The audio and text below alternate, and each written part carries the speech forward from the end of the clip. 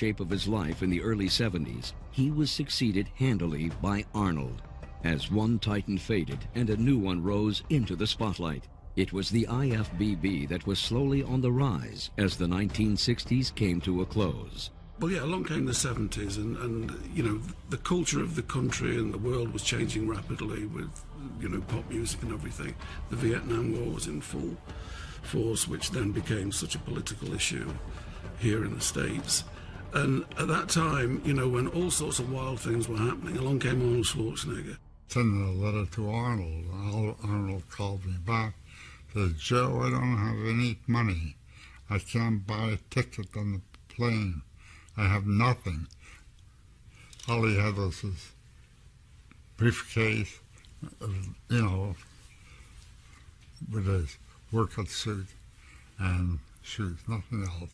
So along came Arnold, who was a blueprint for what you wanted in a bodybuilder, what Joe Uwaidera wanted. You know, he wanted the best bodybuilder in the world to have charisma, a PR brain, a sense of humour, somebody who could connect with an audience. You could have almost written it and said, let's get this guy.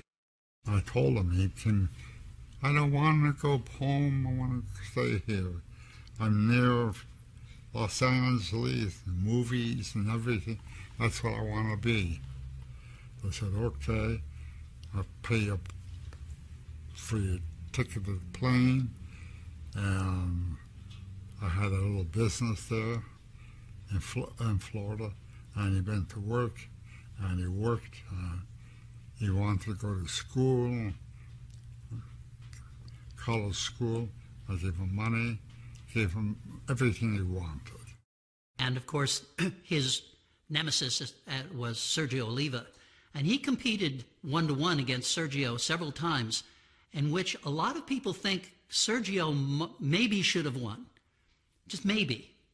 The problem with Sergio is that he was dealing with Arnold, who is just the smartest bodybuilder on stage ever.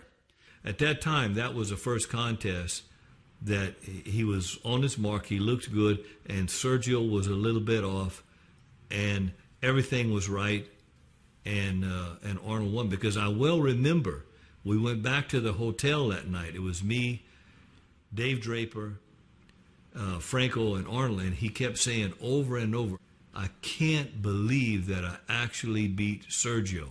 That blew his mind that he actually had toppled Sergio, and then of course a few weeks later he was able to beat him again at the Mr. Olympia. And it was really his decision. You know, he won the Olympia in 1970 and through to 75 for 6 years, to then concentrate on the Olympia, that then made the Olympia between 70 and 75. That's when the Olympia took over as the contest to win, to decide who's the best physique on the planet. And then after that, you got Joe's publicity machine behind him. And there's a certain synchronicity about the whole thing. Joe got the guy he wanted. Arnold met the entrepreneur he needed. They both knew how to promote, you know, the sport as a business and make it, you know, more accessible to the public.